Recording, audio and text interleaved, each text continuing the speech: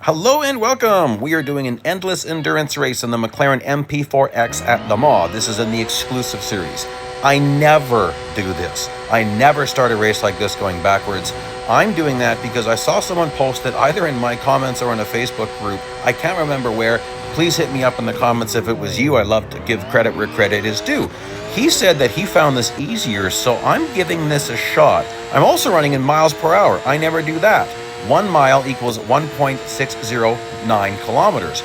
Growing up, I was told that 1 mile equals 1.6 kilometers. That's inaccurate. 1.61 is actually more accurate.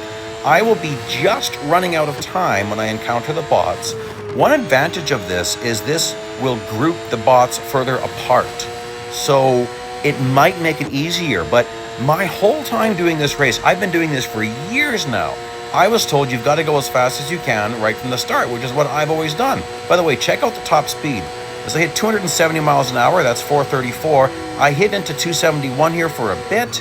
I can hit that for a longer period, so that's when we're getting into 436. So I'm giving you reference points because approximately 95% of the world uses the metric system, but I know my American friends use miles per hour. I think when I drove in Scotland, they were using miles per hour. Let me know if you're from Scotland. I can't quite remember. I was in a few different European nations. I know France was kilometers per hour. Yeah, let me know if you guys use miles per hour where you live, and let me know where you live. Always interesting to find out where people live and how things work where they live. Here in Canada, we are pretty familiar with both. Even people, younger people not as much, but even our vehicles, if you've got an older school speedometer, like I've got both, I've got a digital gauge and an old school speedometer, it's listed in miles per hour and in kilometers per hour. Big reason for that is that our closest trading partner is the United States, so when we cross the border, we've already got miles per hour right in our cars.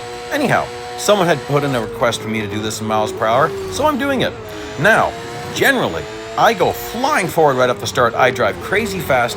I can hit the Perpetual point before the end of the second lap if I'm really in the zone pushing it hard. But this is going to be a lot longer than that. So we are going to go unedited until I hit the Perpetual point. I won't skip any footage. Then we will start to skip because this is a long race. I've done lots of videos about this particular race. In fact, my most popular video, I think it's nearing 700,000 views right now as of middle of July here, towards the end of July. So that's kind of interesting. And now I'm about to pop up how far I've gone so far. That's more than one lap because remember, I backed up at the start. When you drive backwards, your distance doesn't count. It only counts when you're going forwards. So just got to bear that in mind as I show that distance to give you reference points. That was a little bit of contact. You don't want contact. So another reason why I'm doing this race is because someone just posted saying how they fully upgraded this car thinking that this would be easy. And guys, this is not easy. This is not an easy endless endurance race. It's interesting because once you get the hang of it, it's not bad. But if you have a mistake at the wrong place, this is horrible. Like a really big mistake early in the lap can be something that you do not recover from. And I'm not just talking about like having damage. I mean, even a really bad mess up where you end up off track and spin around, that can be something you don't recover from. And that's what makes this race so difficult, is that there's big consequences to big mistakes. Like one big mistake and you're basically done. Although, I have had races where I went close to 600 kilometers after serious damage. Like I went way over 200 kilometers with full damage. You just can't afford mistakes like that. That's not bad. That's a very minor mistake. That is recoverable with a timer that's nice and full. Other mistakes? No. You won't recover from certain mistakes. So that's where, like, Porsche Short Track is arguably the easiest track for endless endurance racing. Silverstone Grand Prix circuit, Silverstone Bridge circuit. I'd say Bridge circuit is easier than the Grand Prix. Both are pretty easy. Off the top of my head, I actually think every single Silverstone variant can be done endlessly. I'm just running through those circuits in my head really quick to make sure that's true. And yes, that is true. Some are definitely easier than others. So there's lots of endless endurance racing available in this game, but the number one question is, for me, is it profitable? Not whether it's possible, but is it profitable? Because there are a lot of races that are not profitable, and I will not spend my time doing them simply because it's just not worth it. Here we are, let's see how far that is. So just over 27 kilometers. For instance, this car at cutting edge, you could do the Porsche short track endless endurance race starting with a completely trashed car, and it's still super easy, but the earnings are horrible. You actually get better earnings in the Audi R8 LMS Ultra. That's because of the base level fame pay. So that's always the number one question for me. A lot of times people ask me about certain endless endurance races, and the first thing I do is I go over to the Wiki fandom page and I look up how much fame does it pay per lap. And that gives me a really good indicator, because I can, ooh boy, that was bad. I can roughly estimate what the lap time would be, and then based on my prior experience, I know whether it's going to pay good or not. So most Le Mans races do not pay very good. Oh, sorry, Le Mans. Most don't pay very good because most do not have the same fame per minute as this one does. This is like an old school race. Also because the McLaren MP4-X is a pretty expensive car to fully upgrade. You want to wait for a sale. So I guess the good lesson is, don't think you're just going to hop in this car and have easy earnings. This is the highest earning car in the game. 7,600 fame per minute when you run with the agent hired on 100% bonus fame day. I actually earn more than that. So it is shocking how much you can earn, but that it's not easy. I would say probably you need to be a Group B weekly time trial driver. Or if you're looking at the regular part of the game, that is the same thing as a Group A time trial driver.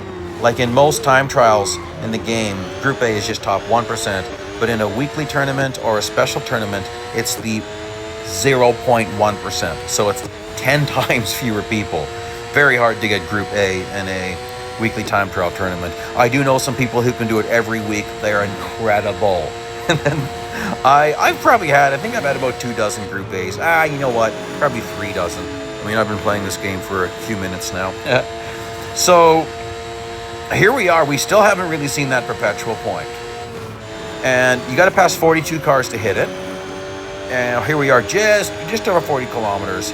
I didn't put in the car counter. I thought about doing that, but we know the rule's 42. And that's true everywhere.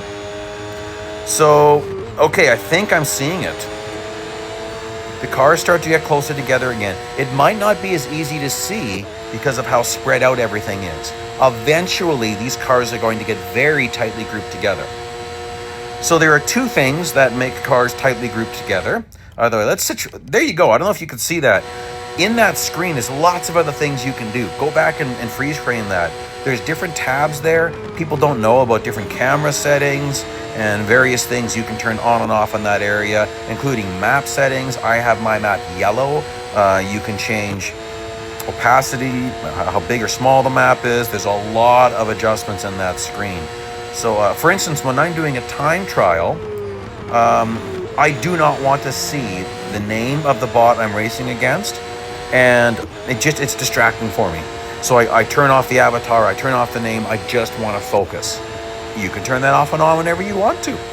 Anyhow, I thought people might find that interesting. We're obviously in the Perpetual point now. Look, the cars are nicely grouped together again. Okay, so what will make them even closer grouped together? By the way, did you notice how he's pulling away from me?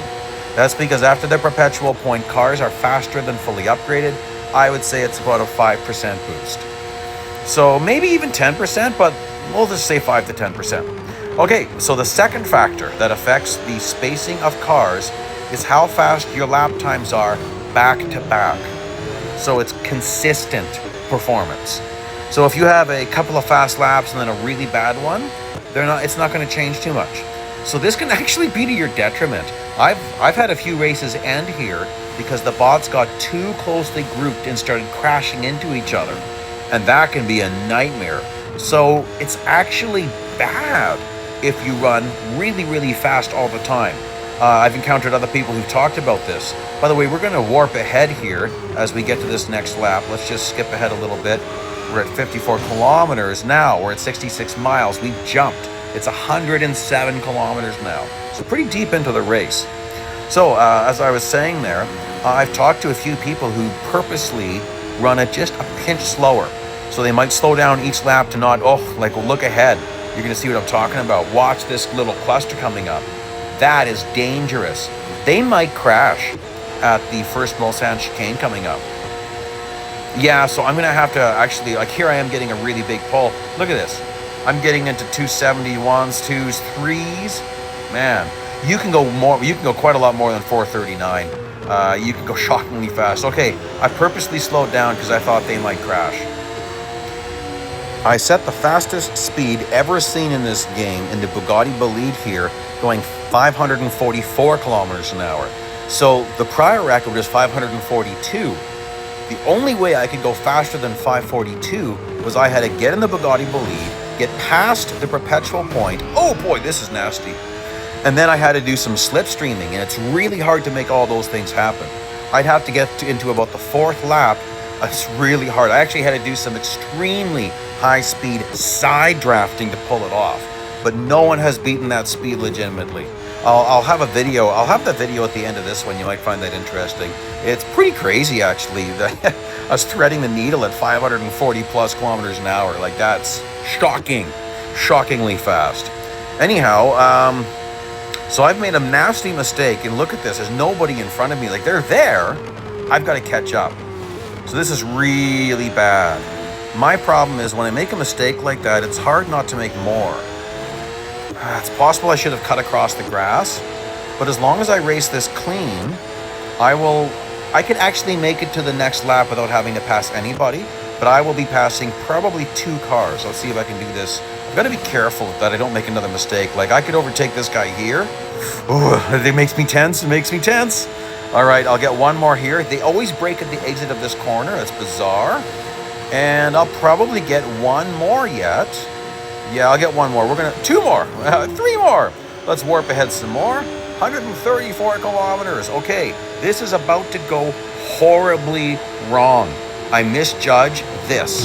Boom! Major crash. And I'm getting back on track. I decided, okay, I better pause and just see, am I damaged? Shockingly enough, no front end damage and no crack in the windshield. So that means I've got all my speed, all my handling, all my braking ability. It's all the same. But can I recover? Now, you saw I crashed and I got back on track immediately, almost with a full timer.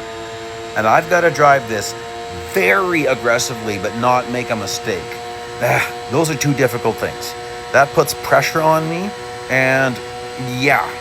So I've got to drive this really nice. So look at this, I'm hitting into the 260. Oh, I didn't hit 271. You know what? I might have stage 1 damage. There's 2 levels of damage. Stage 1 and stage 2. Stage 2 is maximum damage. Once you have maximum damage, nothing you do can make it any worse. So then you can smash and pass, do whatever you want. That might be why it was harder for me to recover. Like, there is everybody right there, but my clock's low, and it starts to mess with my head a little bit. So, at this next corner, gosh, maybe I didn't make a mistake driving this in. Watch this. Big mistake. But did I make that because I actually do have a loss of handling? Honestly, for me to have stage 1 damage, I should see a visual indicator. We should have seen some scrapes on the front. We should have seen a cracked windshield. Or dome in this case. So anyway, as you can see here, this is not going to work. I'll cut across the grass and get 1 or 2. Got 2. But, they're just a little bit out of reach. If I had 5 more seconds on the clock, I think this would have worked. The problem with cutting across the grass like that is I got 2 more, but my exit was horrible. Like, look at this. 5, 4, 3, 2, yeah. 5 more seconds, I would have caught that guy. Oh, sick, hey? Okay, putting it back to kilometers an hour because that's what I'm used to, and I want the final screen to display in kilometers an hour. Okay, so let's check out the earnings here. This is basically 25 minutes and 30 seconds of racing. And you can see that the pay's pretty good. I did hire the manager and the agent, but this isn't on a bonus hour or bonus fame day. So look at that, 3,873 fame per minute. That is pretty good. Thank you so much for joining me today. See you out there on the track.